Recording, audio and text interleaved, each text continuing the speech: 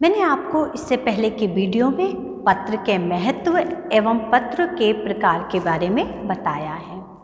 अब मैं आपको औपचारिक पत्र किस तरह से लिखा जाता है उसके बारे में बताऊंगी। आइए एक प्रश्न के द्वारा हम ये जानते हैं कि औपचारिक पत्र किस तरह से लिखा जाता है। इसके लिए सबसे पहले एक हम प्रश्न लेते हैं और प्रश्न के माध्यम से हम इस औपचारिक पत्र के प्रारूप को जानेंगे। प्रधानाचार्य जी को 3 दिन के अवकाश के लिए प्रार्थना पत्र। यहाँ पर हम प्रधानाचार्य जी को पत्र लिख रहे, प्रार्थना पत्र लिख रहे हैं कि हमें विद्यालय से 3 दिन का अवकाश देने की कृपा करें या कष्ट करें। तो उसके लिए पत्र लिखना है। ये पत्र किसे लिख रहे हैं और क्यों लिख रहे हैं, इन दोनों प्रश्नों का उत्तर हमें अपने प्रश्न में ही मिल जाता है। श्रीमती प्रधानाचार्य, उनको सम्मान देने के लिए यहाँ पे महोदया शब्द लिखेंगे।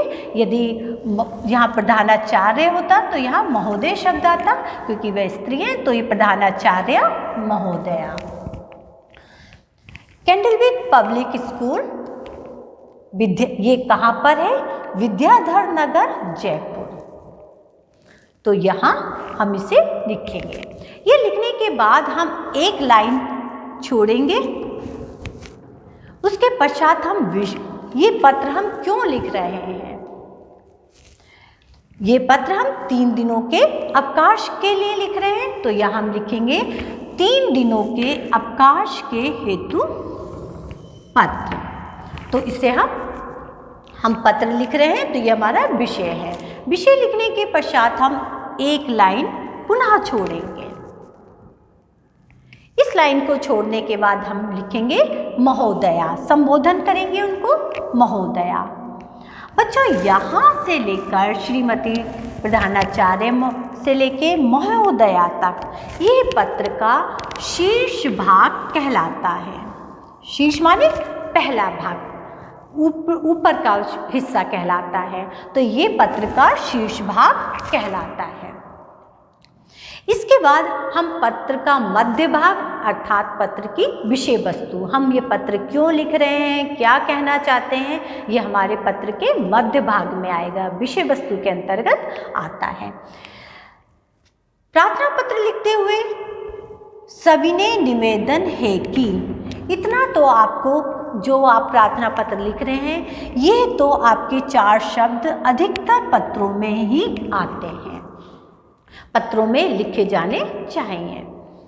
सविनय निवेदन है कि, अब ये पत्र हम 3 दिन के अवकाश के लिए लिख रहे हैं। अब इसका कारण क्या है, ये हम अपने अनुसार लिख सकते हैं कि जैसे यहाँ पे हम लिख सकते हैं कि मेरी बहन का विवाह यदि 12 तारीख को होना निश्चित हुआ है, इसके लिए मुझे बहन की विवाह में व्यस्त होने के कारण मैं 3 दिन विद्यालय आने में असमर्थ रहूँगा।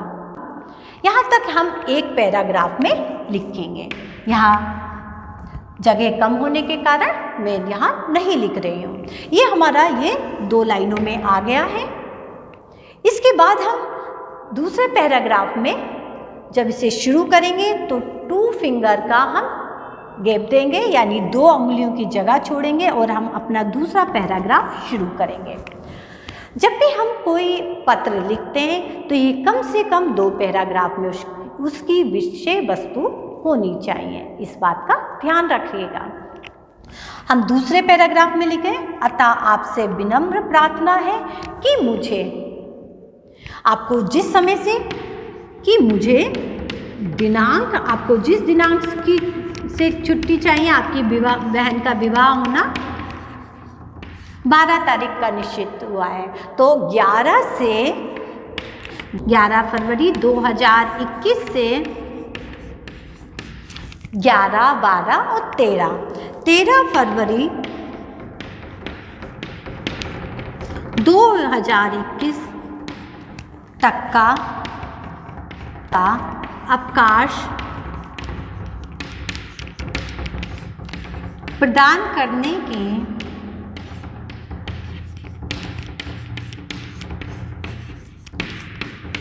कृपा करें मैं आपका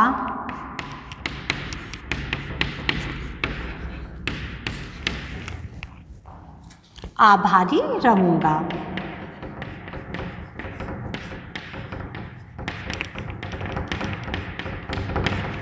तो इस तरह से आप इसे लिख सकते हैं। इसके बाद जब ये पत्र पूर्ण हो जाएगा, आप एक लाइन का गैप देंगे, एक लाइन छोड़ेंगे और यहाँ लिखेंगे सधन्यवाद। सधन्यवाद के बाद आप पुनः एक लाइन छोड़ेंगे, आपका आज्ञाकारी छात्र। उसके बाद आप अपना नाम लिखेंगे। परीक्षा देते समय आपको यहाँ अपना नाम नहीं लिखना है, यहाँ आपको आवासा करके लिखना है।